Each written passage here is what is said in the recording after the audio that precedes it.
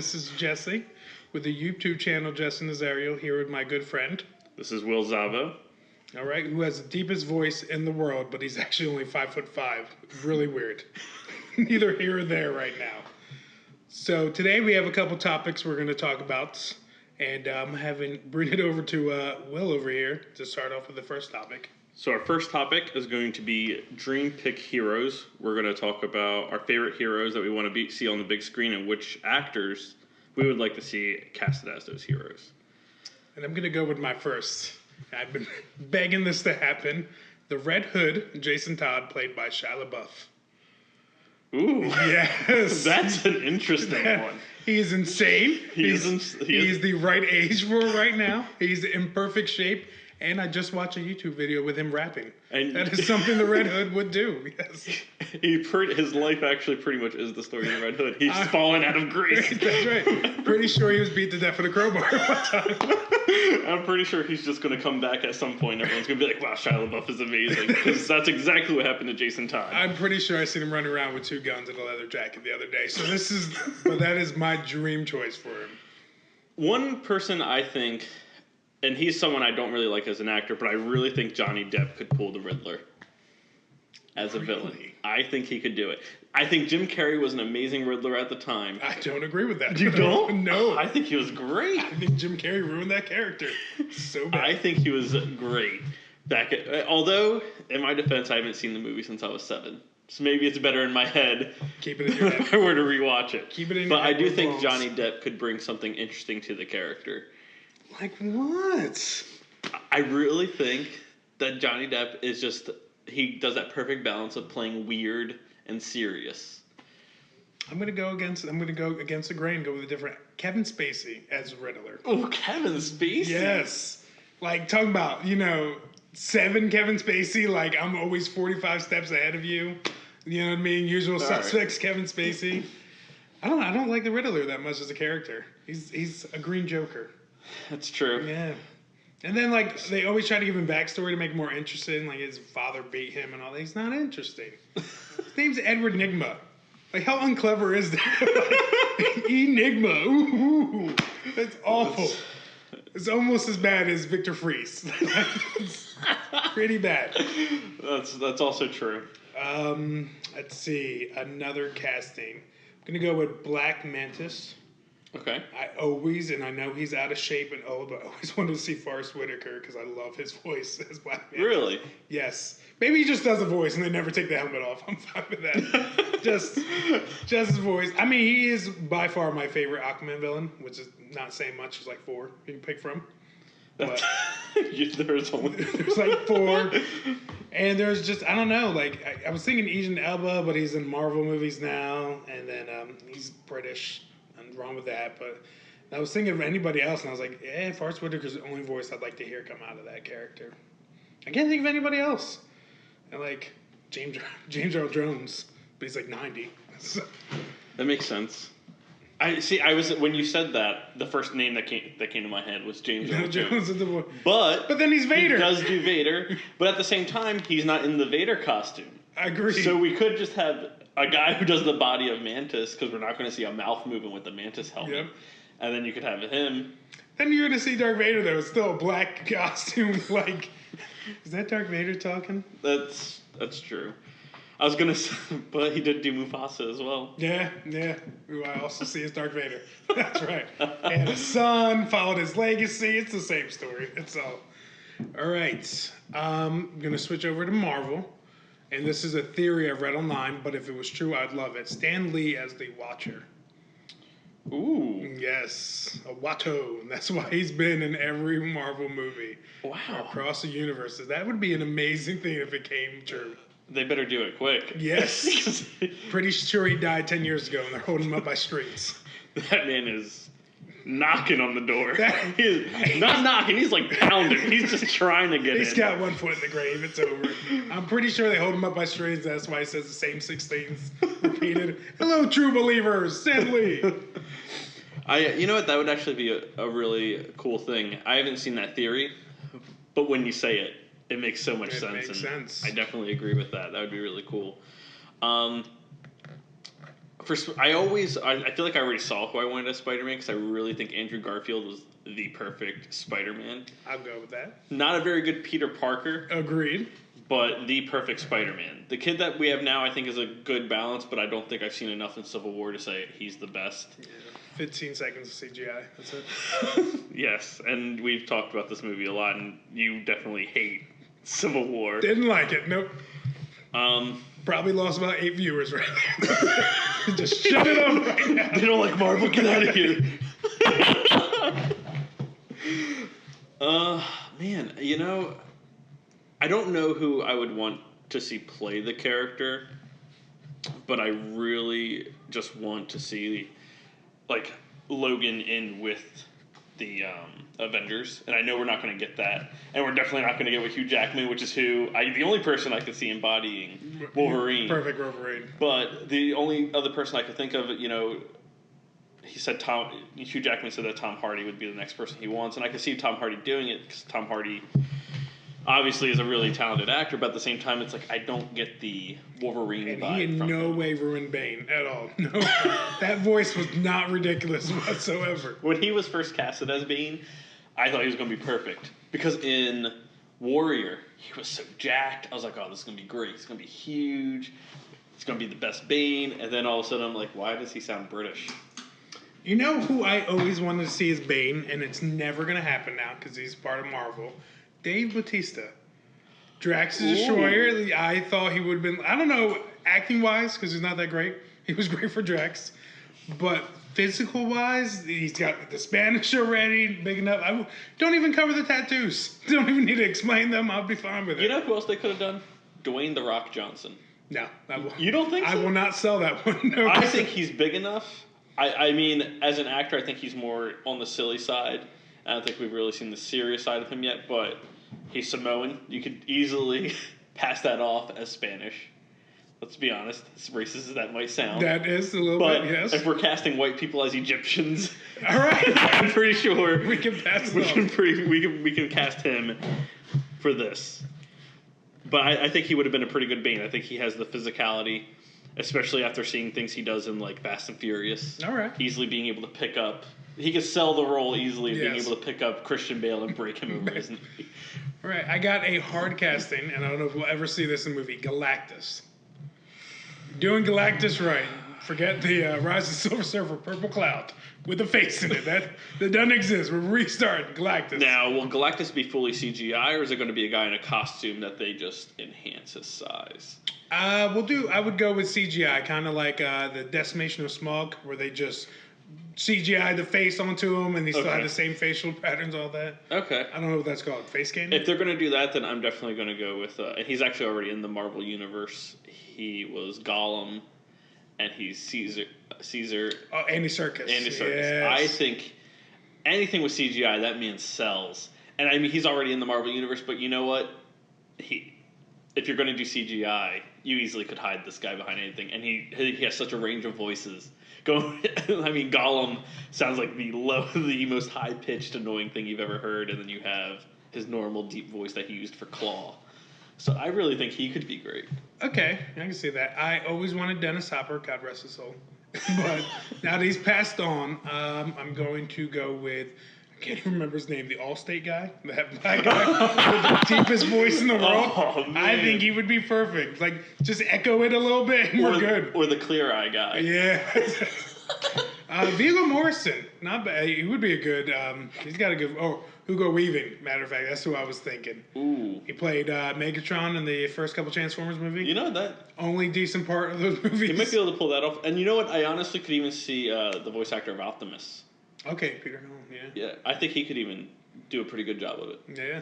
And you know what? He's really committed. I've read a lot of interviews where he like straight up refused to say things in the Transformers movie because he said Optimus would never say it. So he's devoted to that character. Wow. So he sells it. This is my last one, and this is my dream one, and we're getting a thumbs up for this one. Because I've said this since I was a child. Before Sam Raimi's Spider-Man's or anything, Elton John as Dr. Octopus. I would love to see. You could give him mini pianos for each arm. I don't care. He might not sound like him, but he looks just like Dr. Octopus. The more he's aged, the more he looks more like him every year. I could just... Honestly, now you said that, I picture him in the green onesie. The circled glasses. It would be amazing, man. Like, make it happen, Hollywood. Why wouldn't you have done it yet? I don't understand it. I agree with that. I've said this since a kid. Oh, we talked about one last night. Steve Martin as Magneto. Yes. Yes. Yeah, because you said since he looks young but has the gray hair. Now he's old, though, so it's far past that. Yeah.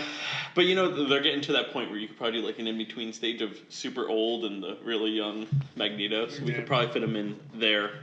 Let's be honest, X-Men is probably just going to keep going with... they say they're going to reboot it, but they're always going to tie it back in with the other stuff. Yeah, I don't understand why they're rebooting. I still like that franchise. There's like one or two duds in it, but I still overall like that franchise. I agree. I really liked First Class when they came out with that, and they said that was a reboot. I was like, wow, okay, good way to start a reboot. And then Days of Futures Past, they tied it in with the other movies, and I was like... So good. It was really good, so good. But I was like, what are you guys doing? Because now... this all has to lead to that. Yep. And I get that Days of Futures Past because, the future X-Men went in the past. You can change the future, so technically it doesn't have to lead to the same thing. But it's still, It's like the whole idea, did these movies happen in the original timeline? Like, how scary is it fighting Magneto in the first movie if you went against Apocalypse already? You know what I mean? Exactly. Like, and now you're about to go against Phoenix. Yeah. Yeah, I can see what you're saying. Although I did like Apocalypse, I agreed with most people. I did not like the portrayal. Nothing against the actor. I physically he didn't look like Apocalypse. I agree with that. He had that Apocalypse presence. I agree with that too. The selling point for me on all these X-Men movies personally, and I'm kind of a huge fan of his, is Michael Fassbender. I think him as Magneto is just phenomenal. How emotional did you get during Apocalypse? The whole scene in the forest? That was horrible. I was emotional. It gets quiet in the theater and it's just awkward for everybody. Yep, yeah. That was it. Oh, emotions. All right, what do we got next on the list? Ooh, a subject that I agree too much with. Is Marvel making too many movies? Yeah, Yes, that is the answer. I want to say yeah, and you know what? I think one of the ways that they could really fix it, though, is if instead of us getting these origin stories constantly, just do team-up movies. Do we really need to know these people's backstories at this point? We both talked about this. I seen that Doctor Strange is getting decent reviews. People were praising it. Still no interest in seeing it. Yeah. Not expensive. I've been there, done that. I feel like I'm basically going to see it just... because I've seen all the Marvel movies. Yeah. And I feel like that's kind of everyone's mentality at these movies at this point. It's not even like, oh, man, this looks really good. Here's my problem. I don't want to miss a piece of the puzzle. As much as I'm a DC fan and I see Marvel movies because I appreciate the comics, they've been very unique up to this point. You oversaturate it, though, you're going to start copying your own ideas eventually. And that's what I heard Doctor Strange falls on. It feels a lot like Iron Man 1. That is true. And I heard the same thing. And I think what they should have done with Doctor Strange is what they did with the Guardians, Ant-Man, and Winter Soldier, where you take each of those movies and you can take out the superhero elements of them, but they still make a really good movie. Winter Soldier, I swear by that movie. It was such a good movie. That rejuvenated me in my Marvel love. It was funny because I hated the first Captain America movie. And the only thing that got me into the Marvel movies was really Iron Man and Incredible Hulk with Edward Norton. Yeah. And then I was kind of like, Iron Man 2 was a letdown. Oh, Destiny put in. I'm sorry. And I didn't think you could get worse than Iron Man 2. And then they came out with Iron Man 3. Or Regular Man, as I call it. The director's saying, how long can we keep him out of this armor for? 90%? Yeah, that's what we're doing today. And then you had Captain America, which I felt was just really boring. I didn't really get into it. Thor, which I think Thor is still a movie that they're trying to figure out how they're trying to get it to work, because even Thor 1 and 2, as good as much as it improved on Thor with Thor 2, is still, I think, that redheaded adopted child in the Marvel universe. Decent films. Both did well box office-wise, but just don't fit in that flow of Marvel. I agree. He's a hard character to do. He is. And I'm excited to see what they're doing with Ragnarok, because we're going to have Hulk in it. But did you not hear the casting they just announced? John Cena is in Ragnarok as John Cena. No way. Oh, yeah. I called my wife at work. All right. What? I stepped out of the office and made a phone call. Is he going to fight Hulk? Well, you read the comic is based off of. They take the best warriors For from Planet all planet. Hulk, yeah. So he's got to be the best warrior for Earth, man. John Cena. When I seen him cast, I was like, I'm done. I don't care how bad the trailer is. I'm seeing it twice. That is amazing. I'm gonna be so heartbroken if he gets cut. I'll be so upset. But for oversaturate, I do think that we're getting too many, and I think Marvel said that they want to get to 3 movies a year, which I think 2 already is enough because between Marvel and Fox constantly coming out with these movies, and I'm really excited for Old Man Logan. The movie looks great, but then we have Old Man Logan next year. We have Ragnarok next year. What else do we have? Guardians 2. Guardians 2. Which I'm excited about. We're both excited about. That one we're really excited for. This is the DC fanboy still saying that is my favorite comic book movie. I love Guardians. And then we have Justice League, which I'm super excited for that.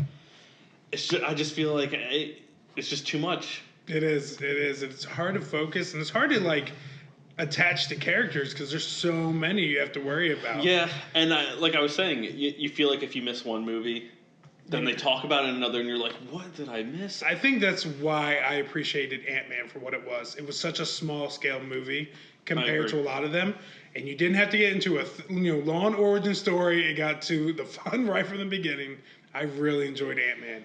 And we had this discussion before. You take all the superhero elements out of that, you still have a good heist movie. Yeah. And it's a fun movie. Same thing with Captain America Winter Soldier. Take everything out, still a spy thriller. Yeah, and then Guardians, you take everything out and you have a great sci-fi movie. Yep. And it's just, sometimes you get to a point where you're kind of like, well, how is this all going to come together? And when Avengers first came out, I was really worried about having so many AAA actors on screen at once. How are you going to split this up? Avengers worked out well. Then you had Age of Ultron. Not as good in my opinion as Starring the first Gaston Avengers. as Ultron. You mean Pinocchio? It was Pinocchio, Gaston. He was a Disney villain. He even had a song. And that's another problem that I think Marvel has. Their villains, they're awful. They're not good. No. Not a single one on screen has been good. And you're about to do Thanos, and I'm like, you can't ruin this. This is a guy. Are you about to do Thanos? Because he's been sitting in that chair for a really long time. His legs have fell asleep a long time ago. Are they still doing Infinite War in 2 parts, or did they change it and doing it in 1 now? I still think they're doing 2 parts. The whole first movie is going to be in the chair. And at the very end is when he gets up and just going to sock someone, and then that's going to finally hit the Hulk. Here's what upsets me about that. Anybody that's a comic fan remembers the Infinity Gauntlet was really important because it made Hulk bleed for the first time in the comics, which was a huge thing. Yeah. You've never seen him bleed. They showed him bleed in Avengers 1, so that's been ruined already. You took that out, and that really upsets me.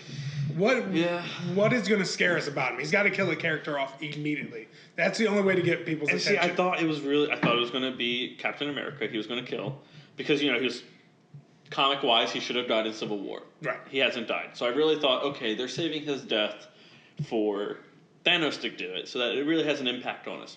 But I also heard now that Chris Evans wants to do more movies. Yeah. So it's kind of like, are you going to kill him off? Because I was really expecting him to die and either Bucky or Falcon to take on the mantle as Cap, which I really thought was going to be Bucky because they keep bringing Bucky back into the fold. Or we go to the comic books and bring Frank Castle in there. Or we can do that. I honestly think it's going to be Iron Man, just because, one, Robert Downey Jr.'s got to get so expensive now. It's probably ridiculously expensive to keep. Number two, from what I heard, and like I said, neither of us have seen Doctor Strange, he's very Iron Man-like, very sarcastic. And I did hear that he's supposed to be the replacement. Yes, I can't see them both spending a lot of time on screen together. You know what I mean?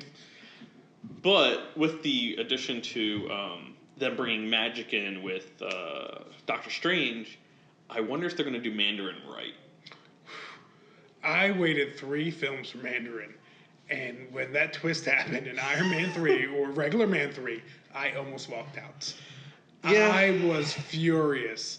And you casted such a good actor. I was like, perfect casting. And the trailers were so good. I got chills. Whoa. You know, they trick us for trailers, though, because Avengers 2, it looked so dark. That is true. It looked so epic. It looked like an Age of Ultron. It was a week. Not even. I Maybe like agree 3 with that. days. And that's what kind of worries me about the whole Thanos thing as well, because Thanos is a very dark character, and the whole Infinity Gauntlet and all that is all about life and death. And it's like, are you gonna do it right, or is this gonna be another Disney movie? Yep, another. Am I gonna be? Yeah, another way to sell 3 sequels a year and wait for after the credits to see what's gonna happen. Here's a question: since we're on the subject, are they making too many movies? Where do they go after Thanos? They don't have the rights to Galactus. Now, I think they really need to start talking to Fox about it, and even if they can pull a deal like they did with Sony and be like, hey, just let us use your character, you can have royalties to it, we'll pay you whatever. Or what they did with the trade they did for get what's her face in Deadpool. Megasonic, Tina Ford. Right, yes. They switched 2 characters so they could use somebody for Guardians, and they got to use them. Yeah, and plus you also have to consider, obviously if you're going to do Galactus, you need Silver Surfer. Yes. So you got to do a deal for that as well.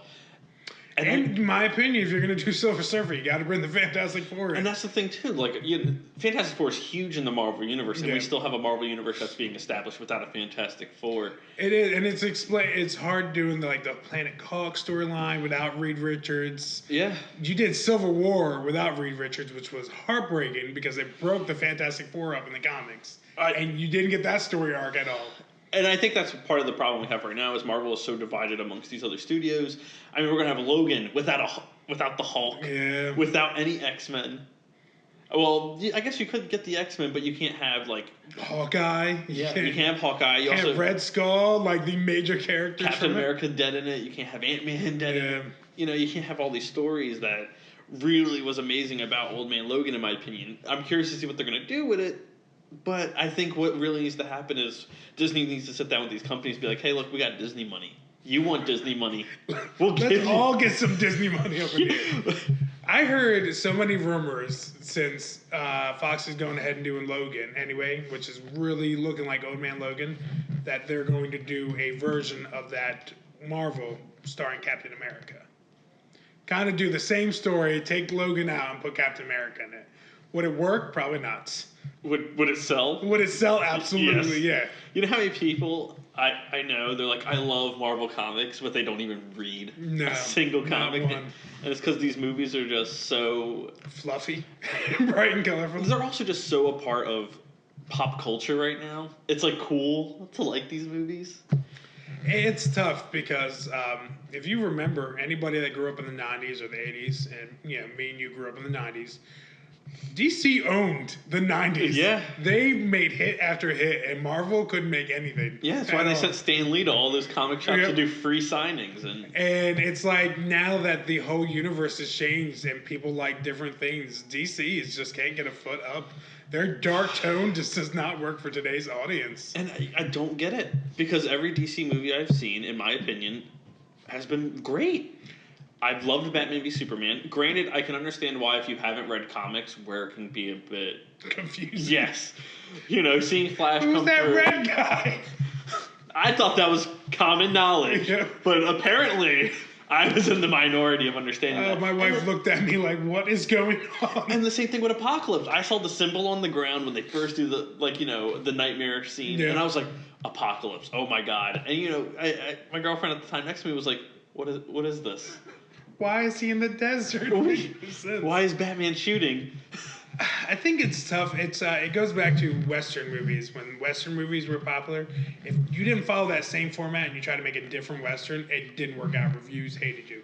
Nowadays, a lot of these movies are looked at as something different and it changed. But yeah, Marvel owns the cinema so bad that if you don't follow that Marvel lore and that flow, you're hated, you're shunned. I agree, but you know what? I think it's important to have variety. Yes. I don't think we need the same thing that Marvel's done, also from DC. And I think the problem is people just want a repeat, and then all of a sudden they're going to be like, oh, this is just more of the same. Because let's admit it, Batman v Superman didn't end too happy. Nobody left the theaters feeling good. You know what I mean? Just that's true. That's heartbreaking. Right. I mean, I was pretty happy. I enjoyed the movie. To me, I was like, I was right. Ben Affleck, in my opinion, is I never want to see anybody else put that costume on. He was incredible. I agree. And Wonder Woman, Gal Gadot. So amazing. Yes, I was, and I was shocked about because when they casted her, I was like, really? She's really small. She weighs like 8 pounds. She looks frail. How are they going to sell her as Wonder Woman? But man, they sold it. I was the whole time watching this. I'm like, that's Wonder Woman. She can save me any day of the week. When she lands and saves Batman, I got chills. And I was like, well, it was the first time I've seen it. Then we watched it again at that party I threw when it came out. Got chills all over again. I'm like, this is the movie. I really enjoyed it. Yeah. So, and I think that was the other problem. It came out the same year as Civil War, and everybody compared and compared and compared. And you know how I feel about Civil War. I agree. Or as I call it, how many heroes can I fit into this 10-minute scene at the end? Yeah, and I mean, the problem too is Civil War I thought was good until the third act. After that, the fight at the airport, you're just kind of like, what are you doing? Why is this still going? I love how they were fighting each other. I mean, friends against friends, but we're all laughing and high-fiving and making jokes. Yeah. That's right. Let me pretend I just punched you. Yeah. That was one of my favorites. So, I mean, there was a couple things I really enjoyed during the fight. I enjoyed Giant Man. I've heard a lot of people talk bad about it, but I like Paul Rudd as Ant-Man in general. I like Giant. My three favorite parts of that movie: Spider-Man, which I thought when the amount we saw him on screen was great. I do think the CGI stood out a little too much in the movie. I thought Paul Rudd's Ant-Man was great, and I thought Black Panther. I will agree with the Black Panther up to a point. They did not give him enough story in that. If people that I've ran into that say they loved him, I'm like, can you tell me his real name? And I get a blank face. Yeah. Like he goes from loving son to I'm running as fast as vehicles in the suit that's bulletproof. I understand it. I read comics, but yeah, my wife wouldn't even be able to tell you who he is, where he's from, nothing, what his powers are. It didn't give me enough structure. And I know we just complained about too much backstory, but to me, there was a couple of heroes they threw in. I just didn't understand why they were fighting on the side they did. To this, I do not understand why Ant-Man was on Captain America's team. I didn't understand why Hawkeye was on Captain America's team. Like, they were kind of just thrown in there. The only one that made sense to me that they really kind of put was Spider-Man. Spider-Man with Iron Man made sense. And I was really hoping to see the Iron Spider-Man suit. That's all I wanted out of the movie. That's it. I didn't get it. But, I mean, I guess we get what we get from Marvel. So, bottom line, Marvel making too many movies? Yeah. I think they need to cut back to maybe one a year. Especially with them doing Star Wars now once a year, too. It's expensive, man. Well, when you got Disney money, I guess. Disney money, just keep popping the movies out. I would say one or two a year, and I agree with you. Make buddy movies. I would love to see team-up movies. I think that's what we always should get from now on. Yeah. I don't think we need origin stories. As great as, I understand Doctor Strange is a very obscure character, but you easily could have just put him in there with someone else. Yeah, and it would have been fine. You could have just made an Iron Man movie with Doctor Strange for the Mandarin. Yep. Matter of fact, not a great movie, but I think they did it well. They introduced Silver Surfer in Rise of the Silver Surfer Fantastic Four. Did it beautifully. Not a great movie, but you got enough of his backstory, you understood, and his characters introduced beautifully. I agree. And I mean, let's be honest, Marvel clearly isn't worried too much about backstories of characters because they just introduced Quicksilver, Scarlet Witch in a movie without giving, they didn't really give much of a story there. They're not even mutants. Black Panther, we just got him. Thrown into it. Not much of a story there.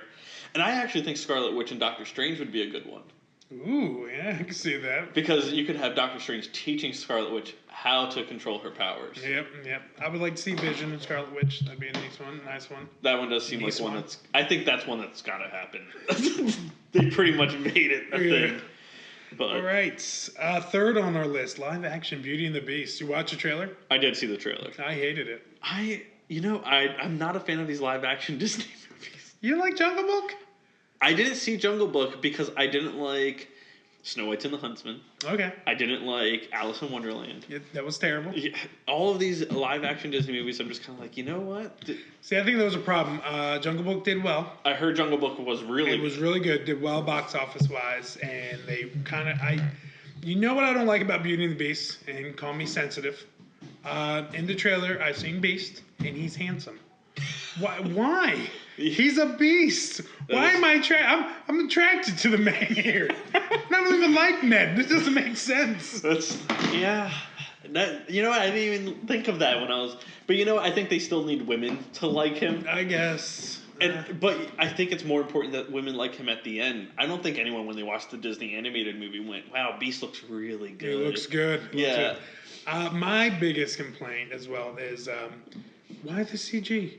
Practical effects could have worked so well. If I'm going to show my age here and talk about the Ron Perlman Beauty and the Beast show, done with practical effects, and it looked amazing. It still holds up to this time. I put it up on YouTube the other day, and I was like, that looks good. I think that's the problem with CGI in general, that it ages very fast. Yeah. You know, 5 years from now, we're going to look at a movie that's all CGI, like Avatar, and be like, what in the world? I mean, sometimes you just see plain lazy CGI. I mean, those Twilight movies looked awful. But in '93, they made a dinosaur look real. So, like, sometimes it's just lazy CGI. That's true. That is also true. And so I did not like him. I don't like the fact that I'm watching the trailer and he looks like he's shaking all the time because of the terrible CGI. I also don't like the actor they got for the guy who wears the reds. Gaston. I don't find him attractive. The hero of Beauty and Beast. I don't find him attractive. Okay. We'll talk later about this. I can see what you mean. He's not a big guy, you're right. And Gaston, all the ladies loved him. I can see that. Here, the other problem I have, if you're remaking a movie, make it a remake. The trailer was shot by shot the original movie. Yeah. If I'm going to go watch the cartoon with just live action, with mostly CGI anyway, I'll watch the cartoon. I'm fine with that. Yeah, I could agree with that too. I do think, however, the girl that plays Hermione, Emma Watson, I think she's going to be a great Belle. She looks great as the part. Love seeing her in a yellow dress. All right. But I'm going into this movie very cautious. I don't know if I'm even going to see it in theaters. So far, nothing has really caught my eye and made me want to go, hey, let's go watch this. But I have children. I'm definitely seeing this in theaters. Yeah. I'll let you know how it is. And, I mean, I have a girlfriend, so that's definitely going to probably be a thing that I get dragged to as well. But we'll see. Maybe I'll leave pleasantly surprised. Maybe. Probably not. What's next on the list? What do you got? Number 4. Ooh! Something close to my heart. The Nintendo Switch. Oh. Now, this has been an emotional roller coaster for me. Ever since they showed that trailer, I was like, yes, Nintendo is getting back. Right here is all I need. Zelda on the go. Zelda on the go. I was like, it looks beautiful. I'm gonna cook. I can do whatever I want in this Zelda. And then, the rumors that slowly came out after, although the rumors make you a little worried. It's like none of the footage we saw was actual gameplay footage, so we don't know if it's actually going to look that good. Yep. We don't know if it's that seamless when you unplug it from the dock to the handheld. We also don't know the battery life of the handheld, which it's rumored is only 3 hours. And I get it. Way to silence your phone. What is going on? That guy. And it's fit in the theme. That's definitely at least your text tone is Zelda. Otherwise, there'd be a problem here. But 3 hours, I get it. It's not supposed to be a handheld. I got into an argument with a friend of mine, and he was like, "It's not a handheld. It's a home console that you can take on the go for short periods of time." Cool, I get that. But when you advertised it in your commercial, everything was people taking it with them places. Correct. In the airport. You're telling me if I could take this on a flight and I can only play it for 3 hours on a 5-hour flight, I will be furious. Yeah, you had the airport. You had the band in the truck playing Mario Kart. You had the kids at the park playing basketball. Here's the advantage it has for me. It's Nintendo. That's it. The end. I will buy it first day. Yeah, I'm getting it first day as well. As soon as pre-orders go up, I'm definitely going to pre-order one. Here's what makes me worried. It's not going to do well because of the failure of the Wii U, which to me, and I have this argument with people, I love that system. I thought it was a solid system. Thought it was a solid continuation from the Wii, and it just, bad advertising, bad name place. Like, I agree. A lot of people didn't know it was a new system. But I've always been a Nintendo fanboy. Their quality of games is better than anything. I'll agree with that 100%. Definitely, advertising was horrible. I think the name was the worst. I think they've even had a problem with naming for the 3DS. You come out with another 3DS, you name it the new 3DS. So now when you're talking to people, it's like, hey, do you have a new 3DS? It's like, well, I just got it last week. That's not what I mean when I'm asking you that question. I mean, do you have the C-Stick? Do you have the new features? And people are like, no, I guess not. Yeah. And that's a problem. When people don't know that you have another product out because of your naming. People thought the Wii U was an add-on to the Wii. Yep. Here's another thing Nintendo does, and it makes me laugh. A lot of people talk about Microsoft and Sony for their penny pinching and the add-ons they sell you. Nintendo is an add-on king. Like, do you want to play your Wii U Stick 360? Add-on, you have to buy this. Yeah. And I think I've bought A Link to the Past on every single console because they refuse to let my account hold the license to the game. They've been doing it for years. Remember the extra cartridge you needed for Donkey Kong for N64? Well, you also had Zelda. You had to buy the Majora's Mask. You had to buy the expansion pack. So I guess it's nothing new. The Rumble Pack. They're quick to rush out a system and then sell you things you need years down the road. Oh, you want this? There you go. Your battery life's only 3 hours for the Switch, but here's the external battery. And guess what? This one will raise it to 5. Good for you. And then you'll buy it and love every minute. I will buy it. That's the problem. Oh, Nintendo. And you know what? Maybe it's not Nintendo that's the problem. Maybe it's consumers.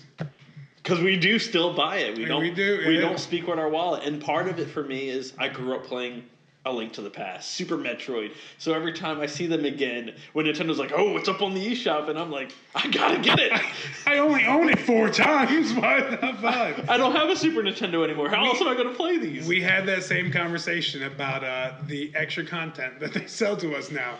The problem is people are buying it, so they're like, I can sell you half a game and then sell you the rest later. All this extra content used to be cheat codes in games. Oh, you want to unlock this character? Put this cheat code in. Nope. Oh, that's awesome.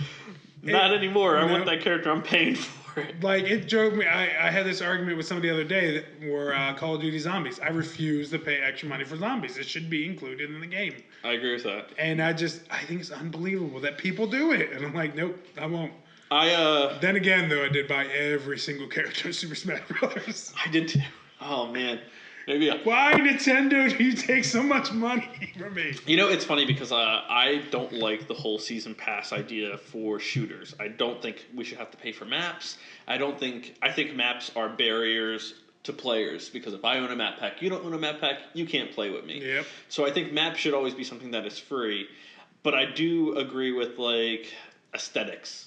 Like a game like Overwatch, maps and heroes are free, but if you want a certain skin, you have to pitch out real money. I agree with that. I can see if you want your character looking a certain way, yes, I can agree with that. Because it doesn't change the gameplay up. You know exactly. What I mean? You can, and I also hate people that can pay for advantages. That drives me crazy. And that's, Call of Duty started doing that. Mm-hmm. And I'm going to pay all this money, get a better gun than you do, and there's nothing you can do. Like, unfair. That doesn't make you a better player. That means you have more money. I agree with that too. And I don't like that. I don't like games like Call of Duty where I have to play to unlock guns.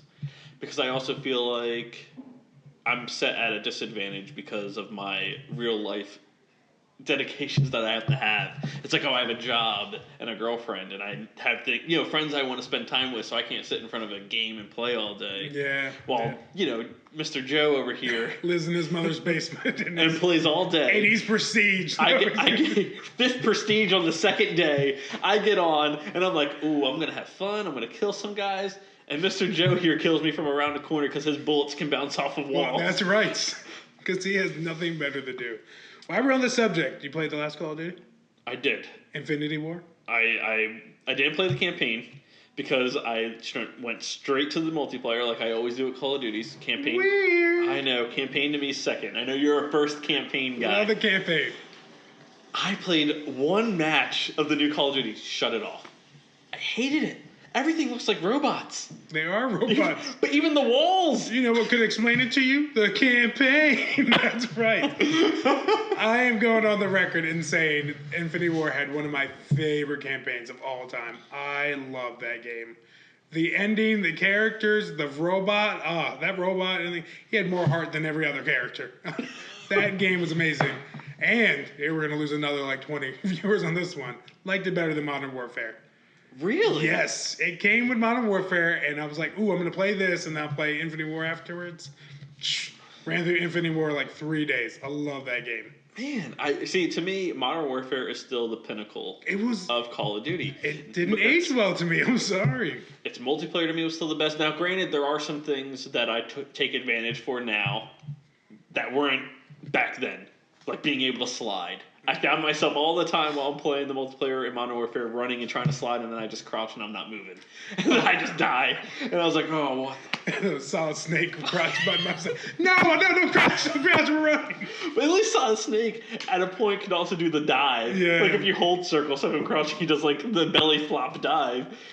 It's tough, and I see what you're saying, but to me, it's like going from the original Pokemon, playing the new ones, and going back to original Pokemon. It's the originals are always great and they always hold true, but after getting used to certain things they set up, it's hard to go backwards. When I played Red and Blue when they re-released them on the eShop, I could not remember that those games didn't have running shoes. Yes, I was holding B and I'm like, why am I not moving faster? Forget that, man. I went back and played Red, and I was like, the Poke Shop and the Poke Hospital are in the same building? You savages! I gotta walk digital feet over here? No, I'm not feeling this. Forget the mark. I don't need Pokeballs. Not to mention... Me and Squirtle are solo. Just the little Pokeball in the corner in NH8 that you had caught that Pokemon already. I didn't realize how much I missed that. You get hours into the game of Red, I'm like, did I catch him? Am I wasting a Pokeball? And yeah, and things like, things that like Experience Share, when they first came out with Experience Share, I was like, oh, that's the bitch way of leveling Pokemon. That is. It's like, back in my day, you had to rotate them if you wanted to get that experience, and now I'm so thankful for it. Like, it's true, like, I was playing Sun. Ooh, you know what? That brings us to the next topic. Pokemon Sun and Moon. Been playing Sun. Okay. Reason why we probably haven't done this podcast as soon as we said we were, because that took over my life for a while. 14 hours in, that's right.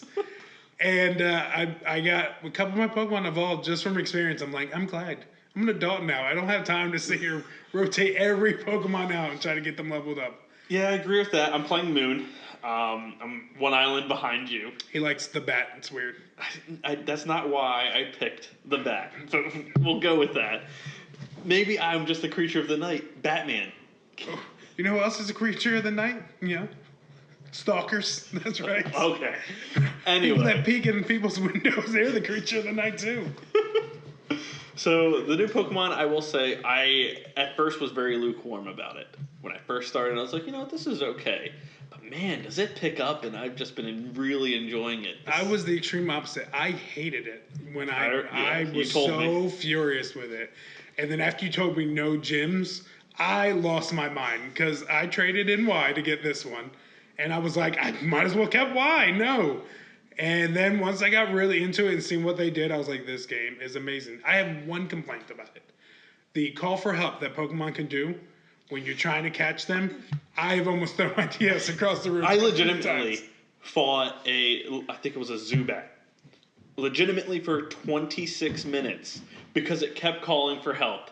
And I just wanted a Zubat. You just want to catch him, that's it. And you can't catch them when two were on the screen. I don't even want to use the Zubat. I just want it to fill the decks. I'm like, I don't care. I'm not the guy who's like, I'm going to catch all of them. But this game, I was like, I'm doing it. Yep. I'm setting out on a mission, and I'm going to catch them all. So that was my goal. And this goddamn Zubat called for help. I swear 20 times.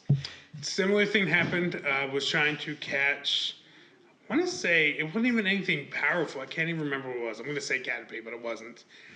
Calling for help like 100 times. It literally took me a half hour to catch him. To the point, I added him to my party. I was like, if you're this difficult to catch, you're going on the journey with me. All right, buddy? That's it. No sitting yourself all reclined up in my PC.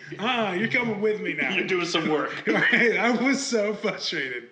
And worse, I was playing it at work on my break, and my coworkers are staring at me like I'm insane because I'm freaking out over this call for help they added in. I also really like a lot of the new Pokemon, and it sucks because I never realized how many Pokemon I like. Because usually, you have your party of 6.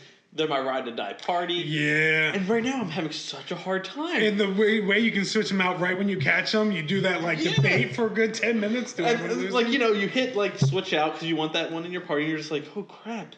Who do I do? Who is going to the PC? You feel like you're close to all of them. They're all your friends. I got my Munchlax, and I'm like, I need him. Growlithe is my favorite Pokemon, but I chose Litten, so I'm rolling with 2 fire type that I don't need. See, it took me a while, but I put Growlithe in the PC just yesterday. It was heartbreaking. I was really upset, but he had to go. See, Growlithe was my number 1, and then I have Gengar and... I caught a Poliwag. I had to add him to my party. I just got a Poliwag, and I'm like, do I add him? I can get Poliwhirl, Poliwrath. I need a water type. I had no water types. I had a Ghost. Okay. I had a Fire, and I had no water. And I was like, I have a Slowpoke, and he's basically my water psychic, and I have a Greninja. And my Slowpoke I put in the PC because I'm afraid I don't want him to evolve into a Slowbro and then regret it and want a Slowking because he can only evolve into one or the other. And you're looking at me like I'm the dumbest human being in the world for that being my reasoning. But no, I'm looking at you like women that actually talk to you. This is impressive. Then I have my Kadabra that I really need the trade to become an Alakazam. I have a Machop in my crew that just will not evolve to a Machoke. See, I caught the Machop. Oh man, what was you saying? Machop? Yep, and I put him away in the PC right away. I'm trying to get the elements going, and when my Ghastly evolved into a Hunter, I was really, really excited. But then I went all the way back to get another Ghastly because I wanted all 3 of them. So I went all the way back to the first island and caught him again. Just to keep the Ghastly in the PC. Yep. But I'm really enjoying this character. While we're on the subject, though, we talked about it this morning when I randomly called you for no reason. Yes. Rival in the game. Super nice guy. What a jerk. I kind of feel bad every time I beat him. Isn't it sad? He is so about it, though. He smiles at me after he loses, and I'm like... He does the wave. I'm like, can you... Puts his hands above his head, like he's relaxing on... you just destroyed my boat. I gotta get him to the hospital or they're gonna die. But life is good, buddy. And I'm just like, can you be mad? Try? It's been like that since... What was the first... Y was the first one that kind of got rid of the rival like that, right? I think Y was the first one where your friend was your rival, and they weren't really... It didn't really feel like a rivalry. At all. And I was... Nothing like red and blue, man. I agree. Blue was a jerk. Smell you later, Gramps. That's right. God. You didn't mind killing his Rat-a-tat on the boat. No, Oh, that's right. Not. I killed him. That's the only reason that he was in Lavender Town. I destroyed his Rat-a-tat. He was putting that boy to rest. Oh, God, Pokemon theory is so sad that I've looked these up. And you're married. And a woman, she's let you... Oh, let you have babies. I know. I tell her the theories all the time. She looks at me with disgust. Oh, it's too late. She probably feels trapped. She's trapped. We got an argument the other day. I made fun of her Harry Potter, and she attacked Pokemon, and I was playing it. So I had to close the DS to give her a piece of my mind, and she got a piece of that too. You interrupted my Pokemon. Don't do it. It's sad. I got an addiction, man. I bring it to work with me. It's bad. I work in an office. People are staring at me like I'm crazy playing this DS.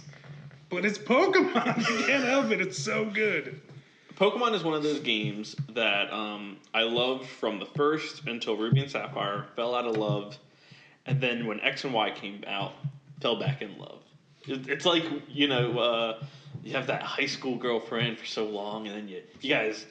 change and you're different, so you break up. Years down the road, you find her again. You're like, wow, this is it. This is the one. Yeah, I fell out for a while too when I thought I was getting too old for Pokemon. I stopped playing at Diamond and Pearl. Okay. And then I didn't pick it up until I ran into you that one day and you talked me into getting Y. And you got me hooked, buddy. I'm back at it.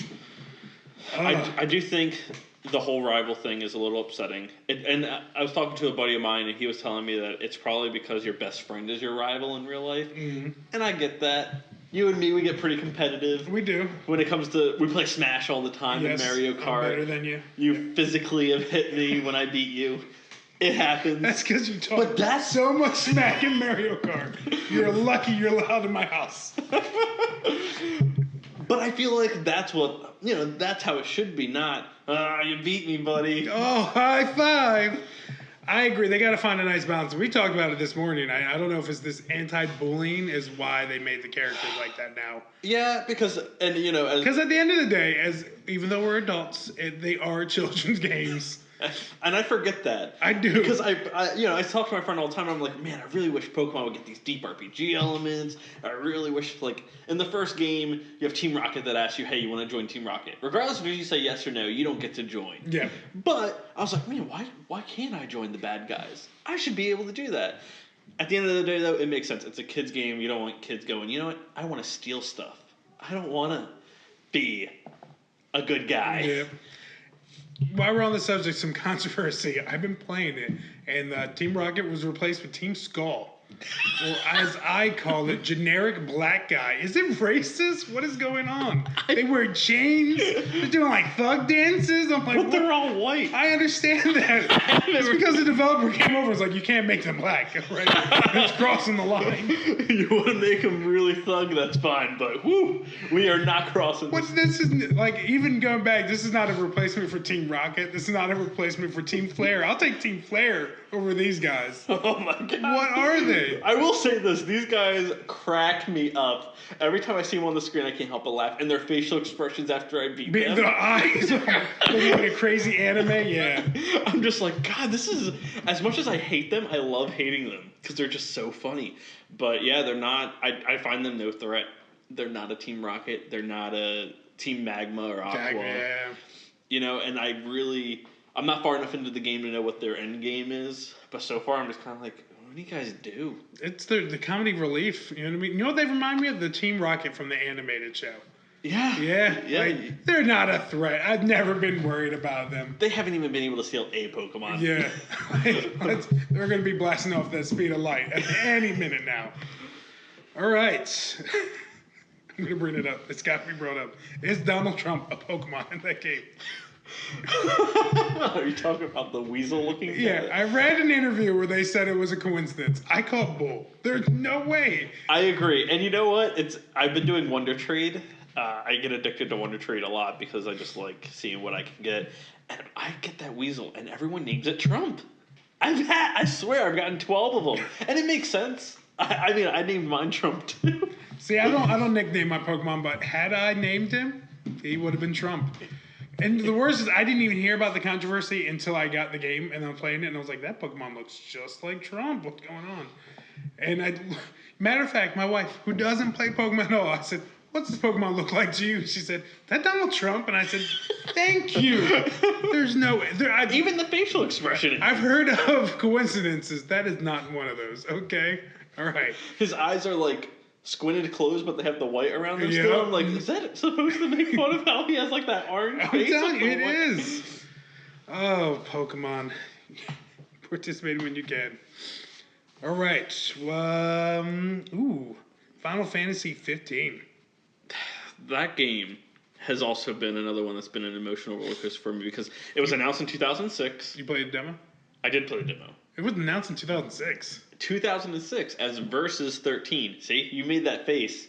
It was supposed to come out the same time as 13 as a PS3 exclusive. The game kept getting delayed, so far to the point where they changed the name and basically changed almost most of the game. So now it's 15. It's its own thing. Right. 13 was the one with the guy with the bird in his hair.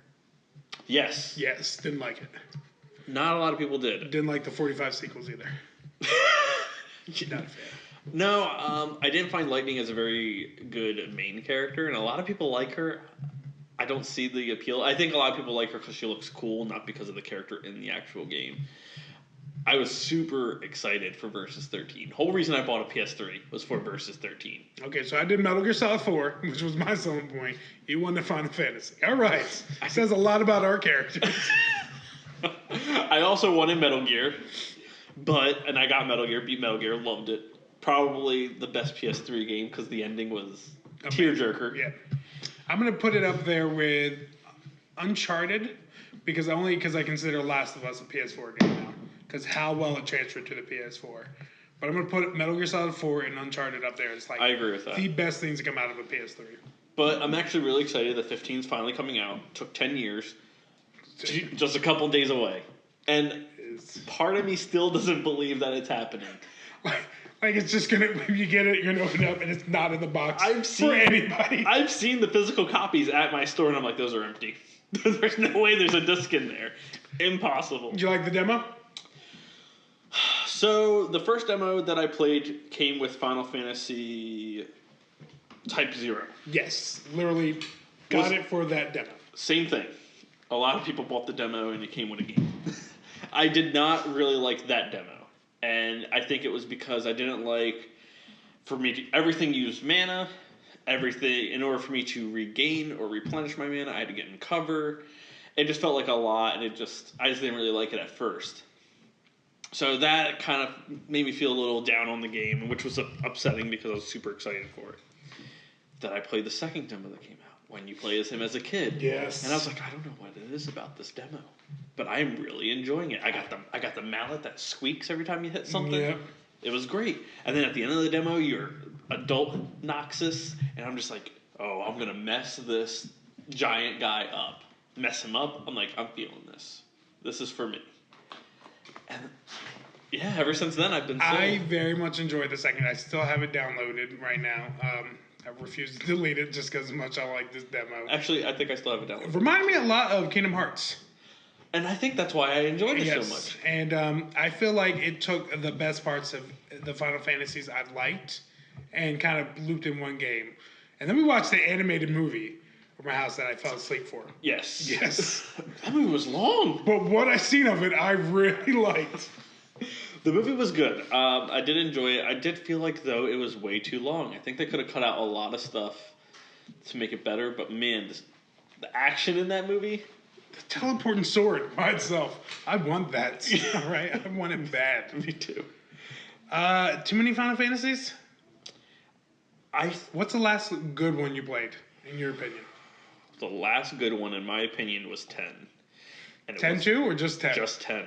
I did not like 10-2 because... Well, I got 10-2, and I don't think I really gave it a chance. I rebought the HD collection, but I haven't still beaten 10, so I don't see a reason to go to 10-2 yet. I played the demo of 12 when that came out. Didn't like the fighting combat, but I was also a kid then. So I think when I heard that's getting an HD remake, so I'm probably going to pick that up and try that again. But 10 was really the last good one in my opinion. 9 is still my favorite, and then it would probably be 6. So, I mean, I think Final Fantasy, I think what Final Fantasy needs to do is go back to their roots. And I think they forgot what made fans love them so much. Churros. Because I think right now they're trying to appeal to too many people. I agree. Last one I enjoyed was 10. I'm a huge fan of 7, of course, everybody is. You love 9. Yes. To which I said is not a bad Final Fantasy. It's a Dragon Ball Z ripoff, but it's not a bad Final Fantasy. I also liked 8, and not a lot of people like 8. I liked 8 when I was a kid. And then about 2 years ago, I decided I was going to replay through 7, 8, and 9. 6, 7, 8, and 9, sorry, and Tactics. So I did that. Because this was when 10 HD was going to come out. I was like, I want to replay through these and then do 10. Storylines aren't linked. I just wanted to do it. Just to do it, man. Went through 7. 7 was great. I find some plot holes in 7. Some parts about it I don't really like. 8, man, that game did not age well for me. Yeah. I think that's one of the games that I should have left in my memory, which is a big problem now because so many games are being re-released, and I was just like, I want this nostalgia. But man, that was one I should have left alone. See, that's how I felt about 10, although I enjoyed it because I played through the remake HD collection. I played through both of them, right through 10 and 10-2. And that's why I did not like 10-2 when it came out originally. Okay. But that is because I'm sexist sometimes, and I don't like playing as females. I will admit it. Played it again, and I did enjoy it this time more. Did I like it as much as 10? No. Okay. But man, 10... My problem with 10, which is the only thing that I think that holds it back for me from enjoying it, is the voice acting. Because, God, is it bad. Good. I would have much rather you just made me read again. Yeah. Through it all. I think the biggest problem I have with Final Fantasy is I played Chrono Cross and Chrono Trigger. Oh. And you can't hold a candle. Like, those were, to me, the way superior RPGs. Still done by Square. It is. And but the fact they give you the ability to avoid fights if you wanted to. I agree with that amazing. too. Chrono Trigger is my favorite game of all time, and we've talked about this a bunch of times. You like Chrono Cross more, Correct. but I just loved Chrono Trigger, and I think Final Fantasy. I think the problem right now is you have Final Fantasy 15 coming out, which plays like Kingdom Hearts. You have Kingdom Hearts 3, which is supposed to come out, which is obviously going to play like Kingdom Hearts, and then you have Final Fantasy 7, which is coming out, a remake, going to play like Kingdom Hearts. Is it really? Yeah. They're not doing turn-based. No, all three of those games are going to scratch the same itch for me in gameplay. And it's like, you know what? I just want Square. You don't have to make all your games action-based. You know, if you want to have a Final Fantasy line where they're action-based, that's fine. But I think you need to give your fans that have stuck with you from the beginning that turn-based feel and that classic feel of what we used to love. Turn-based can be done really well. Pokemon does it well. Yeah, look at Persona. Yeah. Persona is, in Japan, huge.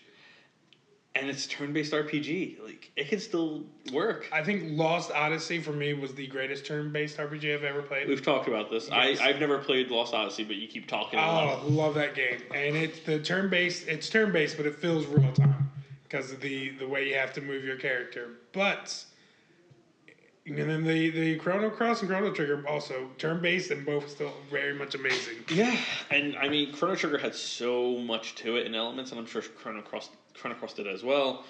You know, you left someone in the past, and then in the future, if they were there, like the robot, he aged and would tell you all these stories. It was great. I really just want Square to go back to doing good games again. And it's not that 15 could be great. For all I know, it could be Game of the Year. But I think 10 years of making a game, your game better be great. Yeah. Well, look at Duke Nukem Forever. Been developed forever and was no good. Not a redeeming thing about that game. Yeah. But then again, BioShock, the original, was in development for like 8 years. And that's true. It felt like it was an 8 years worth game. The game was amazing. That game was amazing. All the BioShocks I liked. I love BioShock. I just finished it, matter of fact. Yeah. Why, you were over the other day.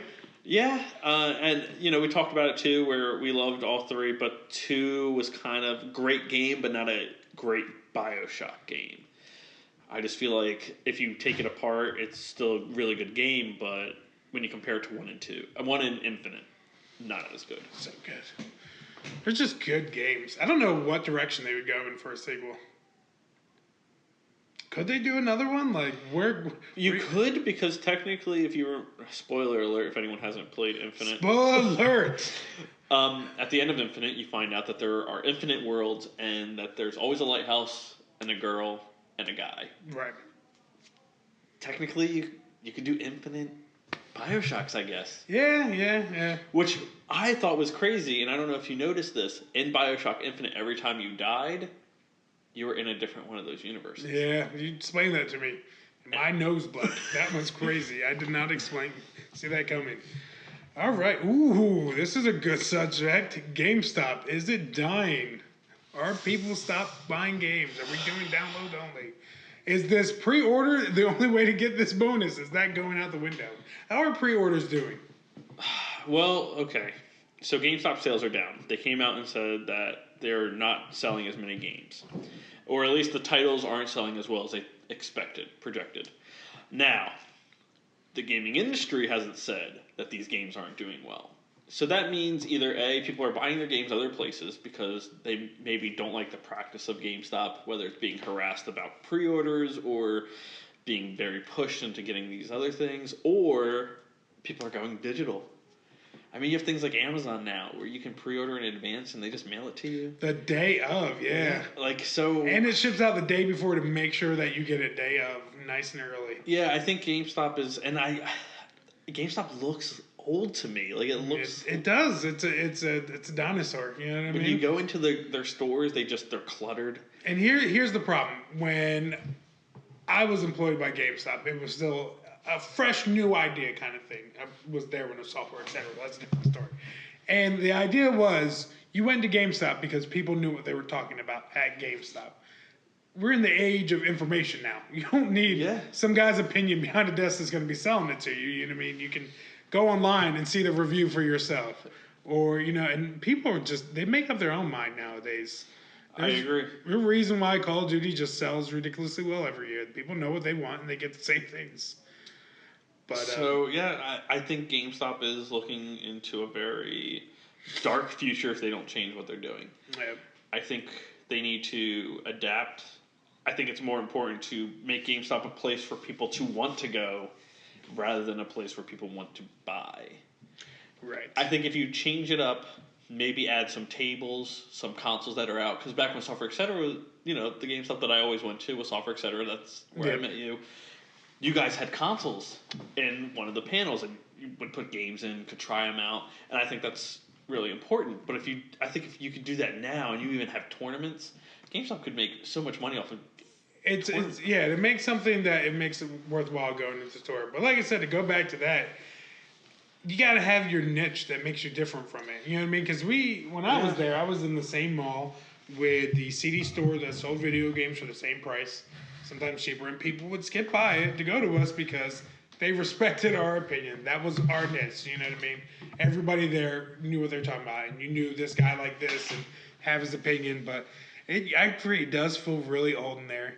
Yeah, it feels like a dying industry. And then there's so many taboos. People tear it apart online all the time. And I went to GameStop with 40 games. They gave me 7 cents, Yeah, I do. So I was in an argument with a buddy of mine about this, and I said that I think GameStop needs to increase their trade credit value, but keep cash value at the same. I agree. It will make people want to spend the money in the store, but it will prevent them from wanting to take cash even more. Yeah. And it will feel more like when you're trading a game, it won't feel like you're trying to slap someone in the face with Yeah. I agree with that 100%. And I tenfold because, I mean, the credit's going back to the store anyway. So it's like, how much are you really losing with that? Exactly. And if anything, you get lucky and someone doesn't want credit, and then they just, they get cash and then they come back later to buy a game. You just made even more profit, if anything. Yeah. It's such a slap in the face when you buy a $60 game, you go to trade and you only get $25. Yep. It's like, really? You can't even give me $40? I get it. You need profit margins, but 40 credit that I'm going to spend right now in your store anyway, you're going to make? Come on. Meet me in the middle, 35. Right there. Here's my issue. I don't know. I remember when I was there, the policy was the demand and for the game. So if a game was really demanded, the trade-in value was always increased. Yes. For an example, why I still got almost $30 for trading Pokemon Y in, because it still sells for $40. You know what I mean? Yeah. So, I mean, I also remember when Kingdom Hearts first came out. I pre-ordered it, bought it, picked it up. I ended up beating it within like 2 or 3 days because I just could not put it down. Nerd. Software Etc. at the time called me and was like, "Hey, we saw you guys have Kingdom Hearts. We really need some pre-owned copies. If you trade in, we'll give you $40 for it." I was like, $40? I only paid $50. That means I paid $10 to play this amazing game. Yeah, it's yours, buddy. And I think that's something they should be doing. If it's a really hot title, it just came out, trade in, you get $40. Start getting over, if the demand's not there, but you have a lot of copies, lower it. That makes sense. Agreed. Anything else? Are we wrapping it up? Yeah, I think we can call this a first episode. Oh man, I'd like to talk. I talk a lot. I think we said this was only going to be an hour, and I think it ended up being more than that. So you can't read the time, so we don't know. All right. Once again, I'm going to shamelessly plug in my YouTube channel, which is Jesse Nazario. You'll see my beautiful face. And always hit a like if you see them, or dislike. Either way, subscribe. All right? You don't like it, subscribe to it. And please let us know how this first podcast was. If there's any things you would like to see different next time, let us know. And leave us a review. So until next time. Goodbye.